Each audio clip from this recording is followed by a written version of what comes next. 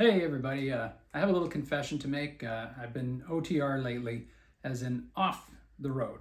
My name is Kevin. I'm a solo driver for CRETE Carrier, and you're watching The Joy of Trucking. I got a little story for you, so sit down, this will take a while.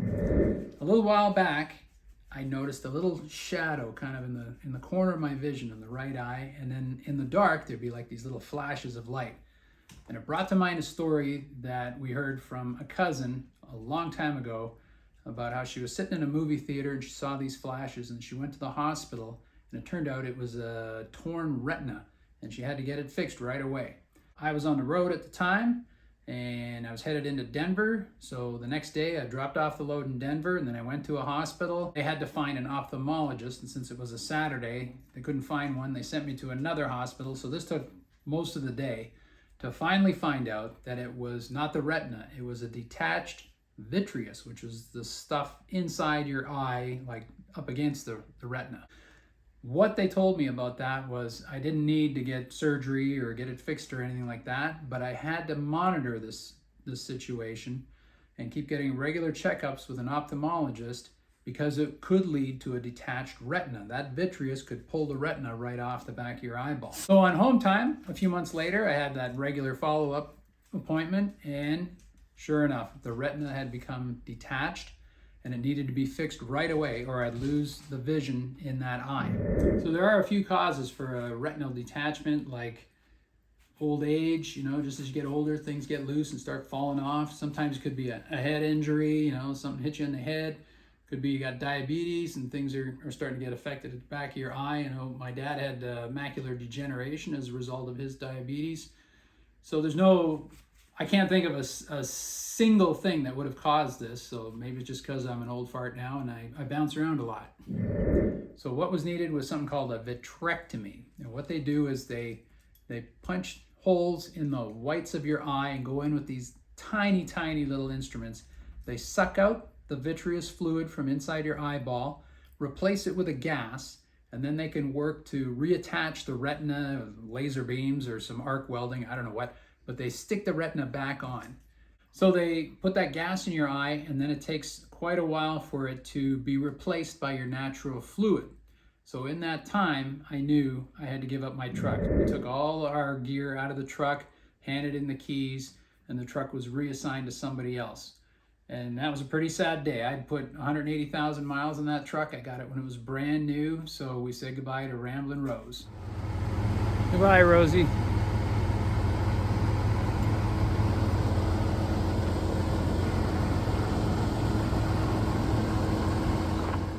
Truck was reassigned because CRETE doesn't like their equipment to be sitting around idle for too long. Now there's some things to know about this vitrectomy. First of all, you have to stay face down for the first week so that the healing takes place. The gas bubble is up against the back of the eye, so whether you're awake, you're eating, reading, watching TV, whether you're in bed, you got to be face down in bed for that whole week. It was hard. I was starting to get pain in my arms and shoulders from sleeping like that, and couldn't get comfortable. It wasn't easy. The other thing is no heavy lifting and no bending over that would put pressure, like make your eyeballs start to get pressurized, right? Like if you hang upside down, you feel like your eyes start to swell, right?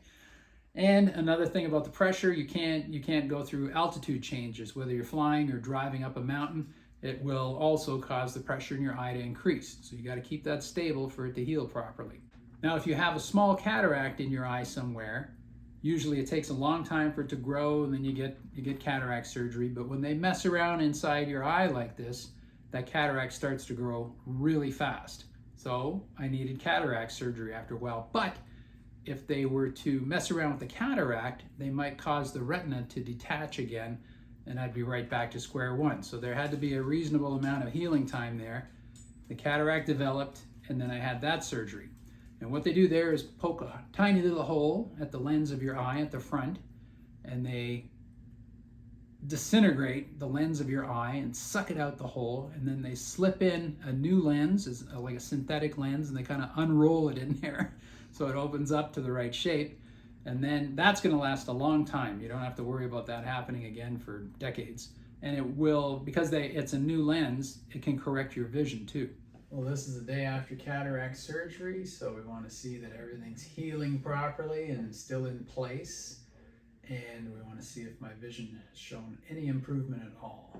So far, no improvement. Maybe because I had a vitrectomy in September, and it's the retina that's the problem, not the lens in my eye. If I look at my wife with my right eye and my brand new lens right now, she looks really skinny. So there's distortion in my view. Maybe I'll have to poke you in the other eye. So after that surgery, I thought I was all set, right? Nope, still couldn't see worth a darn out of that eye. Everything was blurry, the straight lines were wavy. It was like looking at a funhouse mirror. There was even a little blind spot. You know, if I was looking straight at your nose, that side of your face would disappear. Just there wouldn't be anything there. So back to the retina surgeon. Here again at the eye doctor. The vision is still very blurry in this eye, and just to the left of center is kind of a gray area that nothing seems to get through, so it's kind of a blind spot, but it's not black. It's just that whatever's there doesn't really show up. Like if I look at Tanya's eye, her left eye, then I can't see her right eye if we're a little closer. So that's the way it is right now. He's saying there's scar tissue that grew on the retina, and that caused it to take this weird shape instead of being where it's supposed to be at the back of your eye. So we go in for another vitrectomy, and again, poking a hole in your eye, going in there, sucking out the fluid that I just grew in there, put another gas bubble in, and then he takes the tiniest forceps you could imagine and peels off that scar tissue like an old sunburn, you know. And then you got another period of time waiting for that gas bubble to disappear, replaced by your natural fluid. No bending over, no lifting, no altitude, blah, blah, blah. So after that, then I get my final visit and everything's checked out. Once that gas bubble was gone, I noticed my vision was getting better every day. Now I could read things at a distance and things are starting to clear up. And even today, every day there's a little bit of improvement. That blind spot is starting to disappear now. So the healing process is going to start happening now. Before this, it was actually getting worse. It was going wrong because that scar tissue was in the way and causing problems. So I'm very happy about that development. On my last visit to the doctor, I got a clean bill of health. I got the return to work form filled out that CRETE needs for me to go back to work, and I got a new prescription for glasses. Went and ordered those right away. Speaking of CRETE, I want to say a big thank you to CRETE Carrier Corporation for being so supportive during this whole medical leave. All the stuff that I had to go through, the team in the office at my home terminal here in DeLand did everything they could. They stayed in touch with me. They got the paperwork moving that had to be done. The leave department and the benefits department in Lincoln, Nebraska at the headquarters were always helping out, making sure things got done. Also, as part of my benefits, I received short-term disability. So every week we got a check to put in the bank, and that really helped us get through. Also, we continue to receive our referral bonuses. So that helped pay the bills too. And I really want to say a big thank you to all the new drivers that used my driver code. You guys helped us out a lot. We are really grateful. So we learned a long time ago in financial planning and stuff like that, keep some money in your savings account, like enough to cover all your bills for a few months, just for an emergency, just for this kind of thing. So we're glad that we had that little nest egg saved up, and we got through this without going into debt, didn't pile up a bunch of credit card bills and stuff like that. Really came through. So we recommend you do the same thing. Figure out what you need every month to live on and have that sort of set aside for times like this. Now, the silver lining to this whole cloud was getting to spend some time at home with Tanya in our little house here, getting to know our little town. We also had a vacation over in Germany, got to visit some family over there and enjoy that place for a while. And we got to show you a German truck stop and learn a little bit about trucks over in Europe. That was really great. Hope you enjoyed those videos. We also had the time to welcome some visitors that came down to the house here, escaping that cold weather up north. Another thing is we got some new additions to the Joy of Trucking family, and look for that in some future videos. You'll get to meet our new partners. So the next steps here in the process, I got to take that return to work form the doctor filled out, bring it to the terminal here in DeLand, and they will forward it to the safety department, and those folks will set me up with a DOT medical exam. I got to go and pass that. Now, the last doctor's appointment, I had to read the eye chart, and I know that at the physical, you got to be at least 20/40 in both eyes to pass that DOT exam. So let's hope that goes okay. Because just a couple of weeks ago, I couldn't see a thing out of this eye. Well, that's where the story is right now. Let's hope it goes well at the DOT exam coming up. Give me a thumbs up if you like this video, and let's see some comments down below. I wonder if you've ever had a medical condition that kept you off the road for a while, or if you've had a similar problem to this.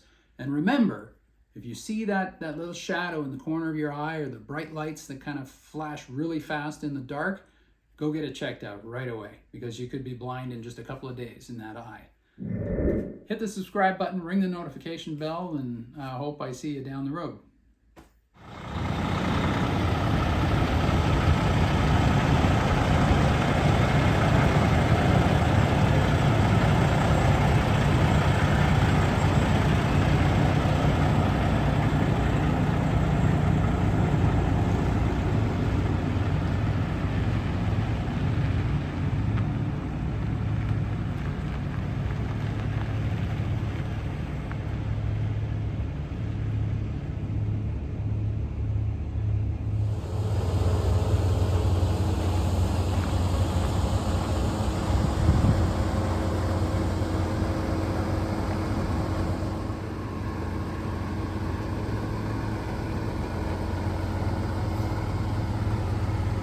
Goodbye, Rosie.